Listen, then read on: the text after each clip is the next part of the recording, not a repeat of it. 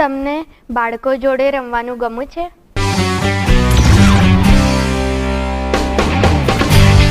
આમ તો મને બાળકો પ્રિય છે. કદાચ અત્યારે પણ સીએમ બન્યા પછી પણ હું ગમે તેટલો થાક્યો હોઉં અને જો ઘરે મારા દીકરાનો દીકરો છે કે દીકરીના દીકરી હોય કે કોઈ પણ હોય છોકરા, એ છોકરા જોડે થોડી વાર આનંદ લઈ લઉં એટલે મને છોકરાઓની સાથે ખૂબ આનંદ આવે.